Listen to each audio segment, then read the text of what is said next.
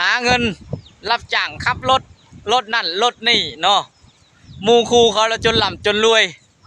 ส่วนตัวเฮาแล้วจนเป็นหนี้พี่น้องเอ้ยขับรถหลายปีก็ยังบ่มีเงินเก็บคือหมู่คู่เขาโอ้ยชีวิตคนเฮานี่บ่มีหยังที่เที่ยงแท้จักกันพี่น้องเอ้ยเนาะหมู่คู่เขาชาว่าขับรถนั่นรถนี่จนหล่ำจนรวยได้ดิบได้ดีแต่เฮานี่ช่วยช้ำเป็นหนี้จนเป็นหนี้พี่น้องเอ้ยคิดว่าจนสิมีเงินเก็บบ่มีจนแทบบ่พอใช้แต่ละมื้อแต่ละวันเฮ็ดเวียกนี่ขับรถขับทุกมื้อพี่น้องเอ้ยโอ้ยอยากได้เมียสักคนเด้พี่น้องเอ้ยมาช่วยเก็บเงินนี่ทุกมื้อนี่หาเงินได้หลายแห่งจ่ายหลายพี่น้องเอ้ยอยากได้เมียสักคนเด้มาช่วยเก็บเงินนี่คือสิดีเนาะชีวิตนี่เนาะบ่มีผู้ใดเด้อบ่ยังโสดยังว่างพี่น้องเอ้ยผู้สาวเอ้ย